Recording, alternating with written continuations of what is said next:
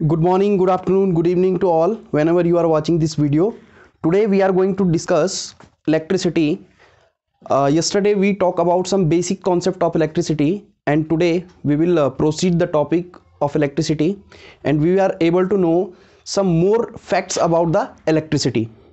So it is time to take a quick revision of what we learned yesterday. Okay, so what we learned yesterday, we know this is a nucleus and this is a nucleons and outermost electron. Okay, the total energy of electron is negative because it is bonded.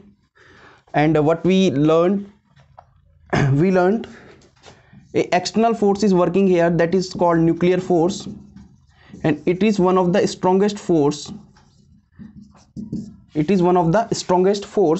We also talked about some fundamental units of atom. We know electron, proton and neutron are the fundamental units of electron, but इसमें से जो electron है, this is the actual fundamental unit of electron.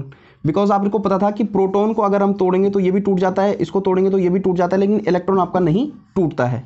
तो ये हमने discuss किया था, और इसलिए हम इलेक्ट्रॉन को क्या बोल सकते हैं, ये क्या है, इसकी बेसिक यूनिट है.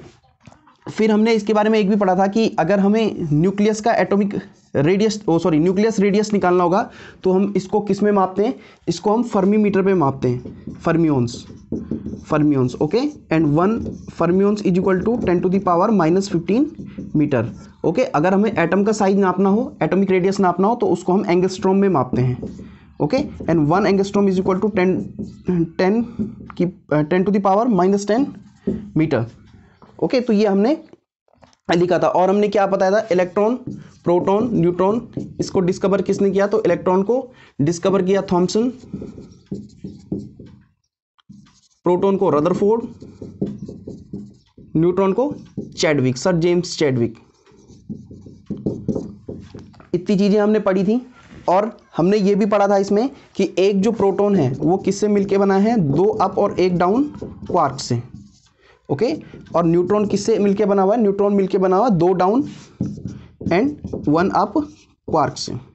तो ये बेसिक चीज़ें हमें थोड़ा सा पता होनी चाहिए जब भी हम इलेक्ट्रिसिटी को पढ़ें. ओके, फिर हमने कुछ और भी चीज़ पढ़ा था कि मेन जो इलेक्ट्रिसिटी फ्लो होती है वो कौन उसके लिए रिस्पॉन्सिबल होता है. उसके लिए मेन रिस्पॉन्सिबल होता है आपका क्या, उसके लिए क्या रिस्पॉन्सिबल होता है, उसके लिए होते हैं फ्री इलेक्ट्रॉन्स. ओके, अगर आप फ्री इलेक्ट्रॉन्स उसमें हैं तो इलेक्ट्रिसिटी फ्लो होगी, फ्री इलेक्ट्रॉन्स नहीं है तो इलेक्ट्रिसिटी फ्लो नहीं होगी. तो फ्री इलेक्ट्रॉन कैसे बनता है, जब बाहर से कोई एनर्जी आती है और ये आउटर मोस्ट सेल में जो इलेक्ट्रॉन रहता है ये एनर्जी गेन करके क्या करता है, बाहर चले जाता है, तो वो घूमते रहता है, तो उसी को क्या बोलते हैं, फ्री इलेक्ट्रॉन बोलते हैं. ठीक है, तो इतनी चीज़ें हमने पढ़ी. फिर हमने इसके बाद पढ़ा था कंडक्टर. ओके, इसको मिटा देता हूँ. इसके बाद हमने पढ़ा था एक क्विक रिवीजन, बस 5 मिनट में क्विक रिवीजन. हमने क्या कल पढ़ा था, फिर हमने पढ़ा था कंडक्टर, इंसुलेटर और सेमीकंडक्टर. तो कंडक्टर में हमने क्या पढ़ा था, there are billions of free electron. Okay, इसमें बिलियंस ऑफ फ्री इलेक्ट्रॉन रहते हैं, इसलिए इसमें इलेक्ट्रिसिटी फ्लो होती है. ठीक है, और इंसुलेटर में क्या पढ़ा था, no free electron, hence it is not allowed to pass the current through it, no free electron. और सेमीकंडक्टर में हमने क्या पढ़ा था, फ्यू फ्री इलेक्ट्रॉन. ओके, तो कंडक्टर में हमने कुछ चीज़ें ऐसी पढ़ी थी कि सबसे अच्छा बहुत बेहतरीन जो कंडक्टर है वो कौन सा है.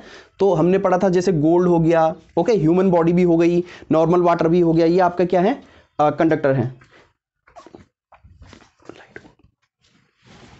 ओके, और हमने इंसुलेटर, इसमें कुछ पढ़ा था हमने, मोस्ट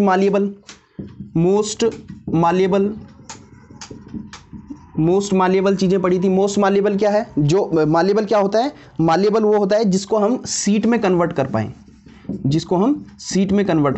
या फॉयल में कन्वर्ट कर पाएं. तो वो होता है क्या, एल्यूमिनियम होता है.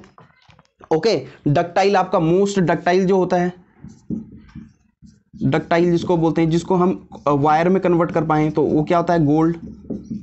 ओके, तो ये चीज़ें हमने पढ़ी थी। लीस्ट डेंस मेटल पढ़ा था लिथियम, मोस्ट डेंस मेटल पढ़ा था osmium, metals are liquid in room temperature, mercury, caesium, gallium, ये पढ़ा था। नॉन मेटल पढ़े थे जो लिक्विड होते हैं रूम टेम्परेचर में, वो ब्रोमीन है, ठीक है। इंसुलेटर के बारे में पढ़ा था, इंसुलेटर में क्या होता है, कोई फ्री इलेक्ट्रॉन नहीं होता। तो इससे एग्जांपल क्या है, जैसे आपके पास ड्राई वुड हो गई,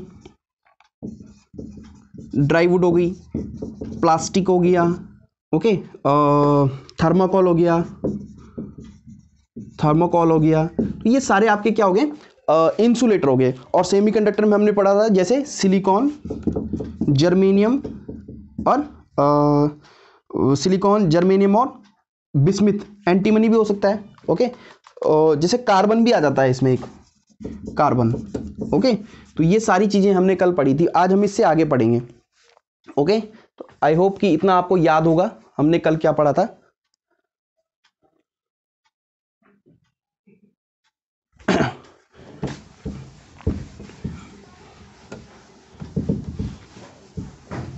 तो अब हम पढ़ते हैं करंट कैसे फ्लो होता है। सपोज दैट आपके पास कोई कंडक्टर है, ये आपके पास कंडक्टर है, ओके।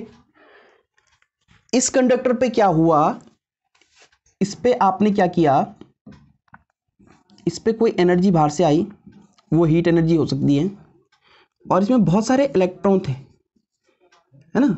तो ये इलेक्ट्रॉन क्या हो गए, फ्री हो गए, एनर्जी एब्जॉर्ब करके ये फ्री इलेक्ट्रॉन बन गए। क्या बन गए, फ्री इलेक्ट्रॉन, ओके। अब फ्री इलेक्ट्रॉन तो बन गए, लेकिन अभी इनका जो मोशन है वो इस तरफ भी हो सकता है, इस तरफ भी हो सकता है, इस तरफ भी हो सकता है, एक पर्टिकुलर मोशन नहीं है। तो जब तक किसी इलेक्ट्रॉन का कोई पर्टिकुलर मोशन ना हो तब तक वो करंट उसमें फ्लो नहीं होता है। We can't say that current is flowing, okay. हम तभी कह सकते हैं जब, तो हम डिस्कस करते हैं हम, सपोज दैट मेरे पास कोई कंडक्टर है, this is a conductor, and you know कि कंडक्टर बेसिकली जो कंडक्टर होता है आपके पास, वो रूम टेम्परेचर में भी उसमें फ्री इलेक्ट्रॉन डेवलप हो जाते हैं। सपोज दैट आपको पता है कोई भी चीज़ होती है वो मैटर से मिलकर बनी होती है, मैटर के अंदर आपके पास मॉलिक्यूल्स होते हैं, मॉलिक्यूल्स के अंदर आपके पास एटम्स होते हैं, और एटम के अंदर आपके पास इलेक्ट्रॉन होते हैं। तो आपको पता है कि इसके अंदर भी इलेक्ट्रॉन है, क्यों, एटम होंगे तो इलेक्ट्रॉन ऑब्वियसली होंगे। तो इसमें रूम टेम्परेचर में भी फ्री इलेक्ट्रॉन डेवलप हो जाते हैं। लाइक इसमें ये कॉपर का वायर है और उसमें ये फ्री इलेक्ट्रॉन है। अब ये फ्री इलेक्ट्रॉन है आपके पास, तो क्या होता है, ये रूम टेम्परेचर से इसने कुछ एनर्जी गेन करी और तब जाके ये फ्री इलेक्ट्रॉन डेवलप हुए। लेकिन अभी जो इसका मोशन है, ये फ्री इलेक्ट्रॉन का जो मोशन है वो एक यूनि डायरेक्शन में नहीं है, एक दिशा में नहीं है, ओके। कोई इधर भाग रहा है, कोई इधर भाग रहा है, कोई इधर भाग रहा है, कोई नीचे भाग रहा है, कोई ऊपर भाग रहा है। तो अगर मैं इसका नेट मूवमेंट देखूं, जो इसका नेट मूवमेंट है, नेट मूवमेंट वो क्या आएगा, जीरो आएगा। तो इसलिए इसमें करंट फ्लो नहीं होता है। नॉर्मली हम किसी कॉपर वायर पे हाथ लगाएं तो हमको ऐसा नहीं कि कोई करंट लग जाए, इसीलिए नहीं लगता, क्योंकि इसका नेट अगर काइनेटिक एनर्जी देखूं मैं, तो नेट काइनेटिक एनर्जी इसमें जीरो आती है। अब मुझे क्या चाहिए, मुझे चाहिए कि ये इलेक्ट्रॉन एक ही डायरेक्शन में भागे। अगर ये इलेक्ट्रॉन एक ही डायरेक्शन में भागते हैं तो hence we can say the current is flowing through this copper wire. और उसको एक डायरेक्शन में भगाने के लिए मुझे क्या करना पड़ेगा, मुझे इसमें पोटेंशियल डिफरेंस देना पड़ेगा। तो इसमें सपोज दैट मैं पोटेंशियल डिफरेंस देता हूं, देखो ध्यान रखना, जो भी बड़ी डंडी होगी वो पॉजिटिव का साइन होगा, फिर छोटी डंडी, बड़ी डंडी, छोटी डंडी, बड़ी डंडी, छोटी डंडी, बड़ी डंडी, और फिर इधर से हम बड़ी डंडी मारेंगे तो गलत हो जाएगा, तो यहां पे क्या करना है, छोटी डंडी, ओके। तो this is positive and this is negative. Small वाला जो है क्या वो नेगेटिव हो जाएगा आपका। तो जैसे ही मैंने इसमें वोल्टेज अप्लाई किया, जैसे ही मैंने इसमें वोल्टेज अप्लाई किया, तो अब क्या हुआ, जितने भी ये इलेक्ट्रॉन थे, ये जितने भी इलेक्ट्रॉन थे, ये जितने भी इलेक्ट्रॉन थे, ये क्या हो गए, सब एक ही डायरेक्शन में भागने लग गए। ये सब इधर भागने लग गए, ओके, ये सब इधर भागने लगे। अब इधर ही क्यों भागने लगे, इसके पीछे रीजन क्या है, इधर क्यों नहीं भागे। आपको पता है कि इलेक्ट्रॉन पे नेगेटिव चार्ज होता है, ये पता है, और इधर से ये पॉजिटिव है, तो आपको पता है positive negative always attract, always attract. तो इसमें क्या हो गया, इलेक्ट्रॉन इधर जैसे ही भागने लग गए तो ये जैसे ही हमने इसमें पोटेंशियल डिफरेंस अप्लाई किया, बैटरी अप्लाई की, तो ये पॉजिटिव था और ये नेगेटिव था। तो नेगेटिव ने नेगेटिव को धक्का दिया, इसने इसको धक्का दिया और पोटेंशियल पॉजिटिव ने उसको अपनी तरफ खींचा। तो अब इसमें क्या हो गया, ये करंट फ्लो होने लग गया। Hence now we can say the current is flowing through this copper wire. तो करंट फ्लो कराने के लिए सबसे पहले कंपलसरी क्या है, आपके पास पोटेंशियल डिफरेंस होना जरूरी है। विदाउट पोटेंशियल डिफरेंस आपके पास करंट फ्लो नहीं हो सकता है। ओके, अब ध्यान देना, इसमें जो इलेक्ट्रॉन है, electron always move from low to high potential, low to high potential. Understood? Electron आपका हमेशा लोअर पोटेंशियल से हायर पोटेंशियल की ओर जाता है। लेकिन जो आपके पास करंट है, जो आई है, जो आपके पास करंट है, करंट ठीक इसका उल्टा है। Current moves from higher potential to lower potential. ये चीजें ध्यान रखना आप। अभी इलेक्ट्रॉन तो इधर भाग रहा है आपका, इलेक्ट्रॉन का डायरेक्शन तो ये है, ये है, ये है, ये है और ये है। लेकिन जो करंट आपका जाएगा, करंट कहाँ जाएगा, ध्यान रखना, जो करंट की डायरेक्शन होती है वो हमेशा अपोजिट डायरेक्शन होती है। करंट आपका इस डायरेक्शन में आएगा। ओके, करंट आपका इस डायरेक्शन में आएगा। ओके, सबसे पहले जब इसका एक्सपेरिमेंट हुआ था तो उस समय इलेक्ट्रॉन का मूवमेंट के बारे में इतनी जानकारी नहीं थी, सिर्फ उनको करंट देखना था। तो करंट का तो हमें पता लग गया था। लेटर जैसे हमने इस पे एक्सपेरिमेंट किए तो तब पता लगा कि इलेक्ट्रॉन करंट के डायरेक्शन के अपोजिट क्या कर रहे हैं, मूवमेंट कर रहे हैं। तो तब जाके हमने बोला कि जो करंट है वो तो आपका हायर टू लोअर पोटेंशियल जा रहा है, लेकिन जो इलेक्ट्रॉन है वो लो टू हाई पोटेंशियल आपके पास मूवमेंट कर रहा है। ओके, तो ये चीजें आप जल्दी से अगर नोट करनी किसी को तो नोट भी कर सकते हैं आप लोग।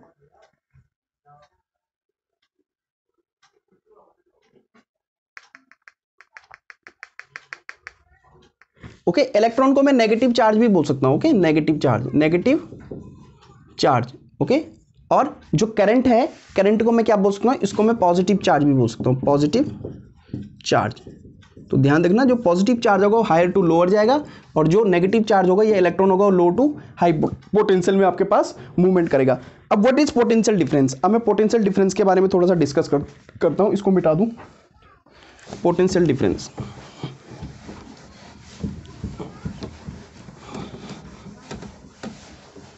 ध्यान देना, potential difference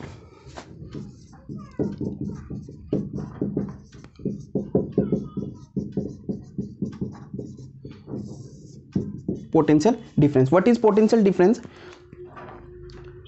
so potential difference क्या होता है आपके पास? पोटेंशियल डिफरेंस वो होता है कि वोल्टेज, एक तरीके से मैं बोल सकता हूं, एक धक्का इलेक्ट्रॉन को मूवमेंट कराने के लिए, इलेक्ट्रॉन को मूवमेंट कराने के लिए जो पावर चाहिए होती है, जो एफर्ट चाहिए होता है, उसको मैं कह सकता हूं पोटेंशियल डिफरेंस।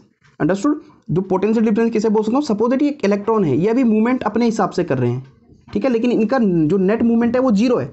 तो इसको एक डायरेक्शन में धक्का देने के लिए जितना मैं वर्क करूंगा, जितना मैं इसमें वोल्टेज लगाऊंगा, उसको मैं कह सकता हूं वो उसका क्या है, पोटेंशियल डिफरेंस। और अगर आप पोटेंशियल डिफरेंस जनरेट नहीं करते हैं, अगर आप पोटेंशियल डिफरेंस जनरेट नहीं करते हैं तो इलेक्ट्रॉन एक डायरेक्शन में कभी भी भाग नहीं सकता, इलेक्ट्रॉन कभी भी एक डायरेक्शन में नहीं भाग सकता। तो ये एक बेसिक सी, अभी आगे इसके बारे में डिस्कस करेंगे, पोटेंशियल डिफरेंस की एक्चुअल डेफिनेशन, ये अभी बेसिक बता रहा हूं आपको।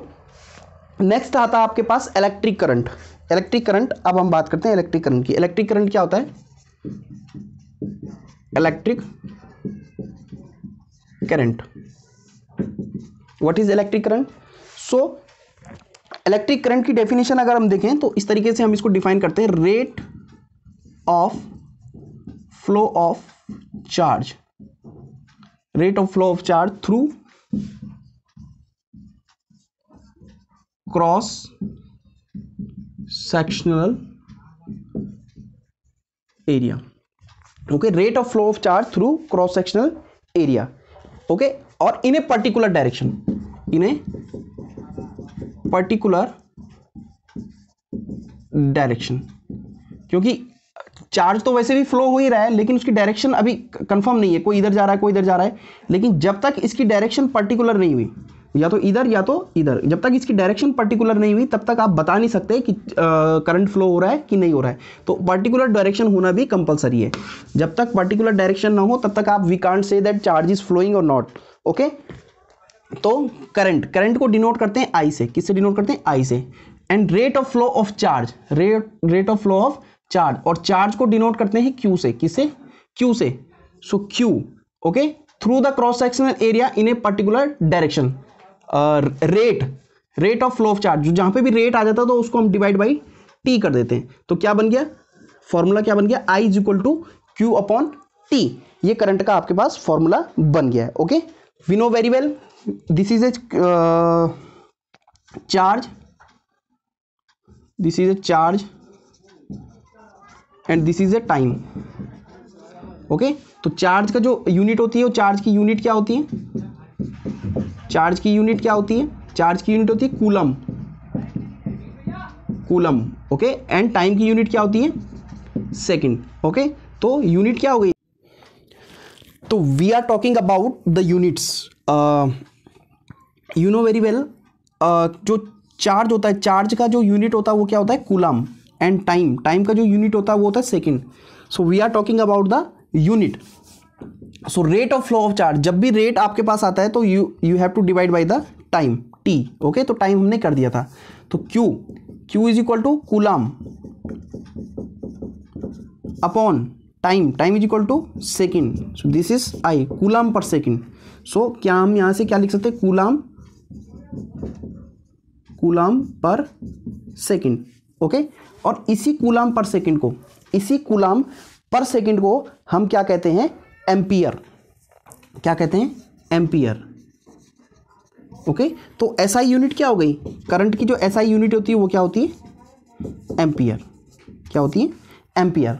ओके, तो अगर वी कैन से, अगर एक सेकंड में, वी कैन से अगर एक टाइम 1 सेकंड हो, ओके, और 1 कूलम आवेश,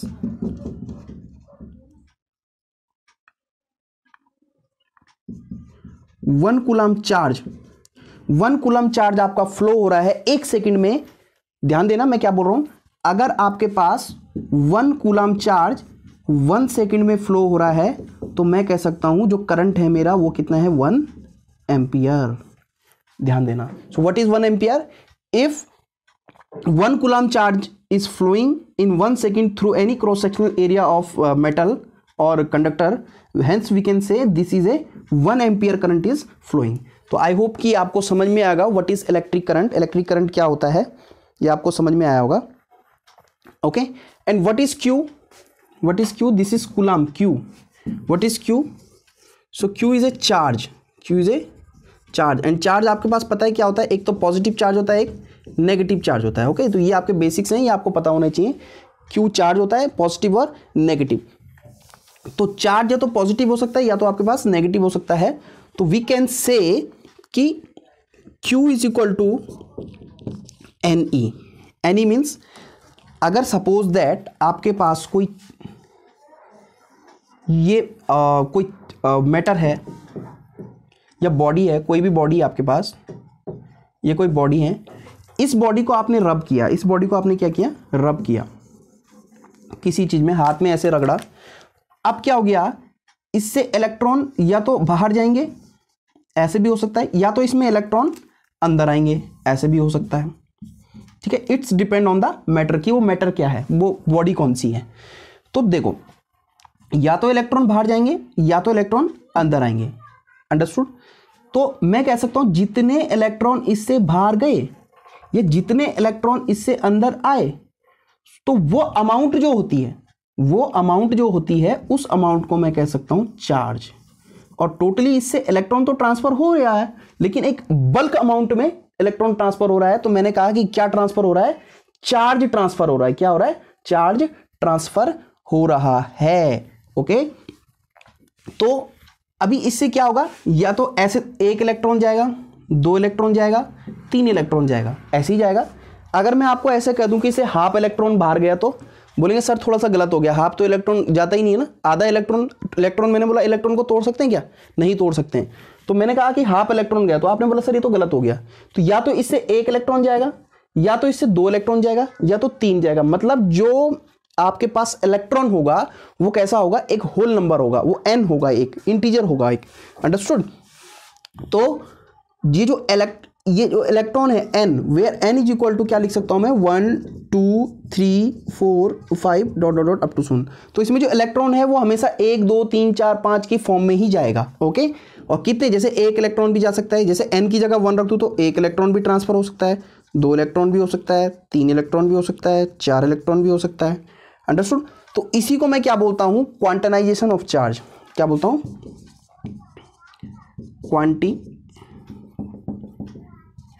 क्वांटाइजेशन ऑफ चार्ज। ओके। इसी को मैं क्या बोलता हूं, Q is equal to N E. अगर आपको कोई पूछ ले जाए बेटा क्वांटाइजेशन ऑफ चार्ज क्या होता है, तो आप क्या बोलते हैं, quantization charge is equal to Q is equal to N E. जो चार्ज है वो एक क्वांटम की फॉर्म, एक पैकेट की फॉर्म में ट्रांसफर होता है। ऐसे नहीं कि आपका हाफ चले गया, 1/4 चले गया, ऐसे नहीं। क्या होगा, एक पैकेट के थ्रू जाएगा, एक पैकेट के फॉर्म में जाएगा। अगर जाएगा तो पूरा ही जाएगा। अंडरस्टूड। तो ये आपके पास था। आई होप कि आप इसको नोट भी कर रहे होंगे साथ साथ। तो अगर इस वैल्यू को मैं यहां पे रखूं, इस वैल्यू को मैं यहां पे रखूं तो क्या हो जाएगा, क्या हो जाएगा, I Q is equal to N E upon T. तो एक करंट का फॉर्मूला ये भी आप लिख सकते हैं, I is equal to N E upon T. Okay. तो अगर मैं आपको पूछूं कि चलो इसको नोट कर लो, पहले कर लिया होगा। अगर मैं आपको पूछूं कि एक कूलाम में कितने इलेक्ट्रॉन होते हैं, जब अगर मैंने बोला एक कूलाम चार्ज जो है आपका ट्रांसफर हो गया है, 1 कूलाम चार्ज आपका ट्रांसफर हो गया है। अब मुझे चार्ज तो मैंने बता दिया है 1 कूलाम, लेकिन मैं चाहता हूं कि आप मुझे इलेक्ट्रॉन बताएं कि एक्चुअल में कितने इलेक्ट्रॉन ट्रांसफर हुए from one body to another body. तो उसको कैसे निकालेंगे, देखो।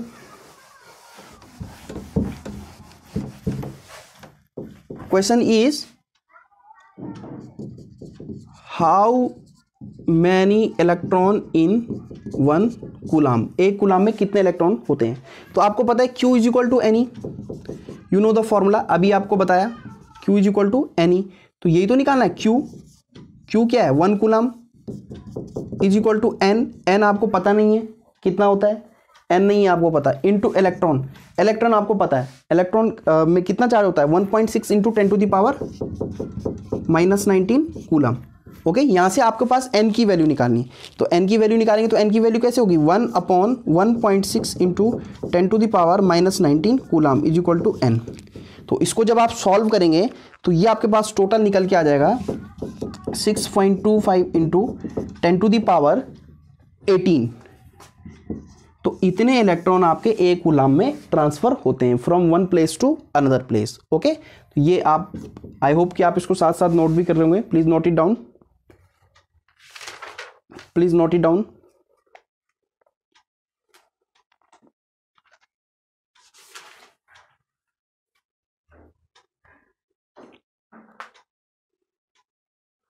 Please note it down.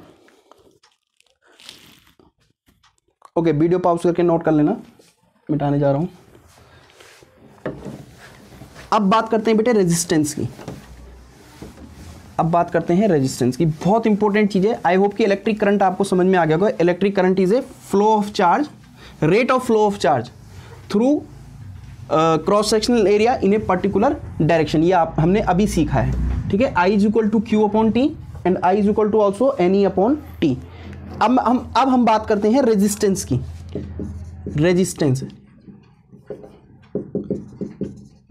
Resistance क्या होता है, resistance of wire, we can say resistance of wire.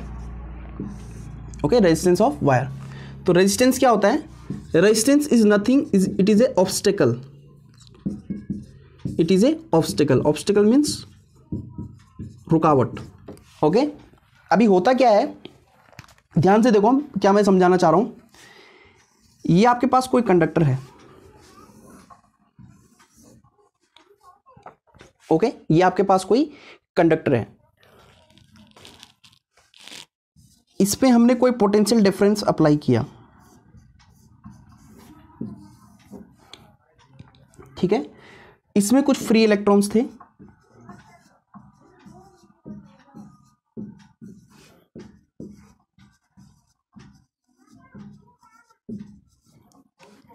Okay, जैसे ही मैंने इसमें पोटेंशियल डिफरेंस अप्लाई किया तो ये एक डायरेक्शन में भागने लग गए।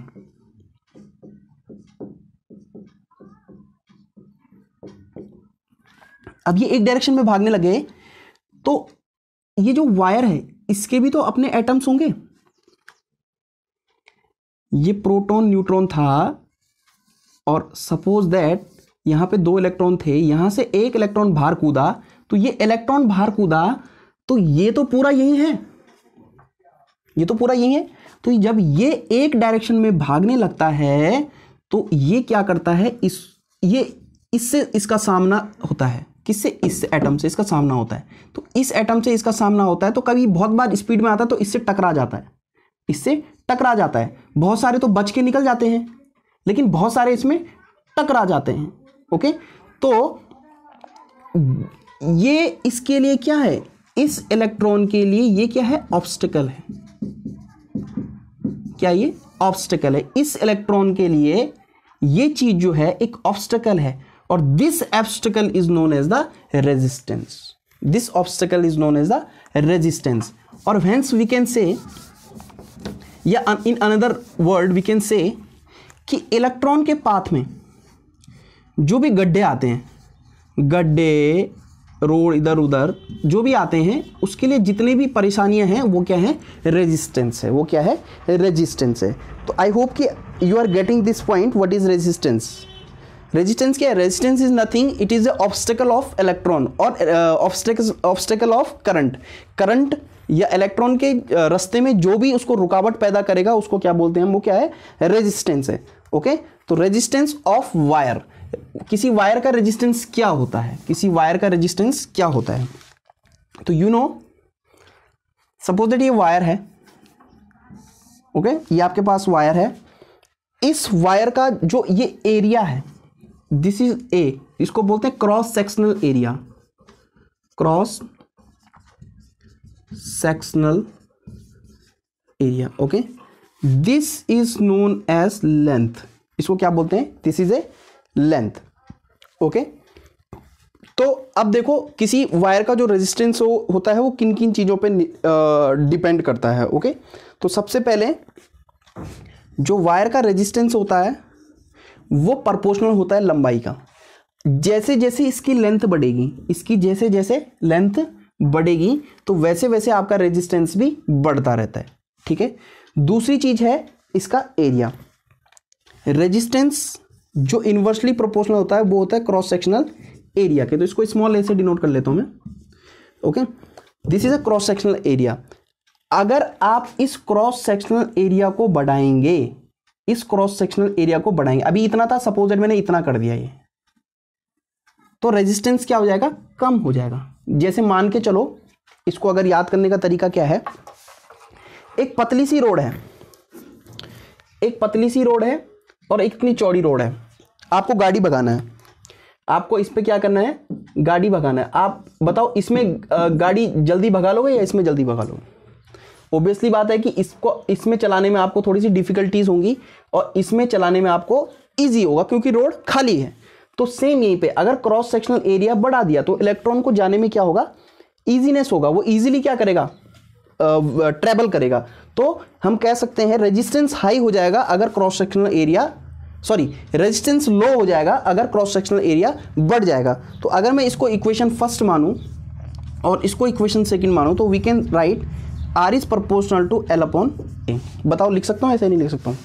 R is proportional to L upon A। ओके, अब इस प्रोपोर्शनल को जो है, ये एक प्रोपोर्शनल है तो इसकी जगह मैं एक कांस्टेंट अप्लाई करता हूं, तो मैं लिख सकता हूं R is equal to rho L by A। Rho L by A। तो आपको पता है this is length of wire, length of wire and this is a cross sectional area of wire and what is this, this is resistivity. Okay, this constant is known as the resistivity. तो ध्यान रखना किसी भी wire का जो resistance है वो किस चीज पे डिपेंड करेगा। ध्यान, फिर से बोल रहा हूं, किसी भी वायर का जो रेजिस्टेंस है वो किन किन चीजों पे डिपेंड करेगा। वो रेजिस्टेंस हमेशा 3 चीजों पे डिपेंड करता है। एक तो मैंने आपको बताया लेंथ, एक मैंने आपको बताया क्रॉस सेक्शनल एरिया, तीसरी चीज मटेरियल। तीसरी चीज किस मटेरियल का बना है, वो कॉपर है, एल्यूमिनियम है, गोल्ड है, किस चीज का बन रखा है, तो उस पर भी डिपेंड करता है। ओके, तो आई होप कि आप इसको नोट भी कर रहे होंगे साथ ही साथ। तो इसको क्या बोलते हैं, इसको जो ये है इसको रेजिस्टिविटी बोलते हैं, उसको क्या प्रोनाउंसिएट करते हैं, रो। रो रो इसको क्या प्रोनाउंसिएट करेंगे, रो।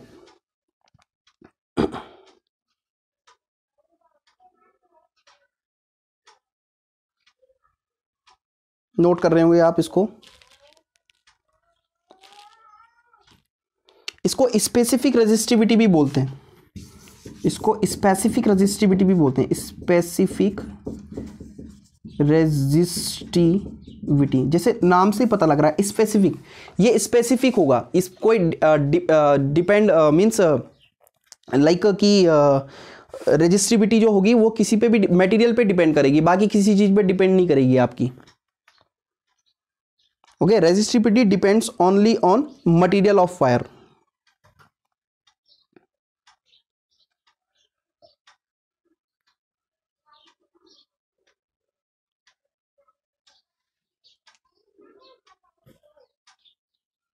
तो इसकी यूनिट क्या होती है रेजिस्टिविटी की, रेजिस्टिविटी की यूनिट क्या होती है, रेजिस्टिविटी की यूनिट आप लिख सकते हैं ओम मीटर, ये भी नोट कर सकते हैं हम। What is the unit of resistivity, the unit of resistivity is ohm metre. तो कंडक्टर की जो रेजिस्टिविटी होती है वो बहुत कम होती है। ओके, अब बात करते हैं इंसुलेटर की, अब बात करते हैं इंसुलेटर की।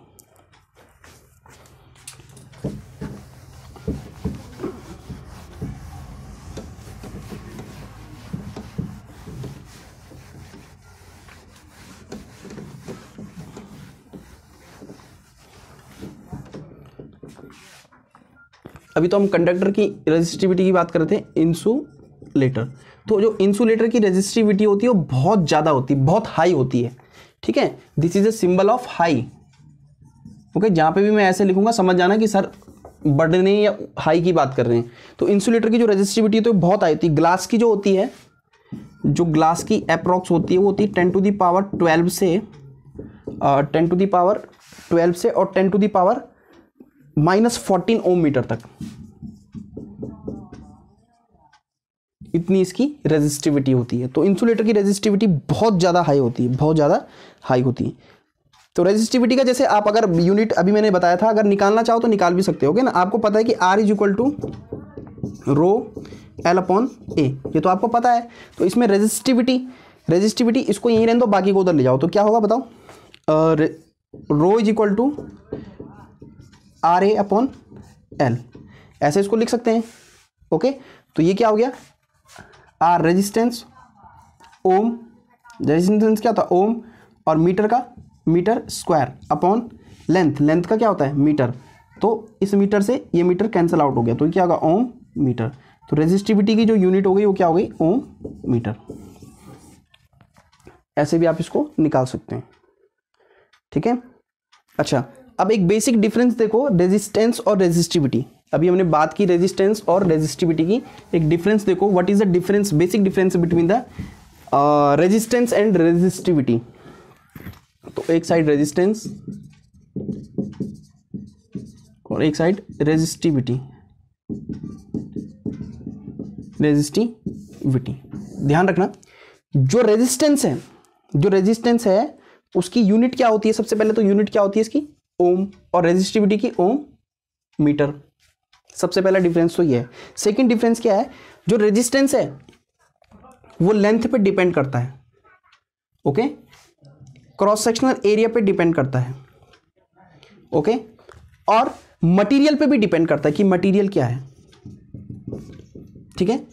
जो रेजिस्टिविटी है ना तो वो लेंथ पे डिपेंड करता है, ना तो वो एरिया पे डिपेंड करता है, सिर्फ मटेरियल पे डिपेंड करता है। तो ये कॉमन डिफरेंस है। ओके। रेजिस्टिविटी जो है आपके पास उसकी यूनिट बेट, एक यूनिट आप डिफरेंस देख लीजिए क्या डिफरेंस है। दूसरा चीज आप देख लीजिए कि जो लेंथ है, रेजिस्टेंस हमेशा लेंथ पे डिपेंड करता है, क्योंकि आपको पता था R is directly proportional to L. Okay, R is inversely proportional to 1/a, तो इट मीन्स इस पे भी डिपेंड कर रहा है और इस पे भी डिपेंड कर रहा है, लेकिन मटेरियल का कोई अभी जिक्र ही नहीं हुआ, तो रेजिस्टेंस इस पे डिपेंड नहीं करता, जबकि रेजिस्टिविटी क्या करता है, मटेरियल पे डिपेंड करता है। प्रत्येक कंडक्टर की जो है अपनी अपनी, प्रत्येक बॉडी की अपनी अपनी क्या होती है, रेजिस्टिविटी होती है, फिर एक स्पेसिफिक रेजिस्टिविटी होती है, इसीलिए मैंने आपको लिखाया भी स्पेसिफिक रेजिस्टिविटी, स्पेसिफिक रेजिस्टिविटी लिखा है भी, नोट कीजिए फटाफट।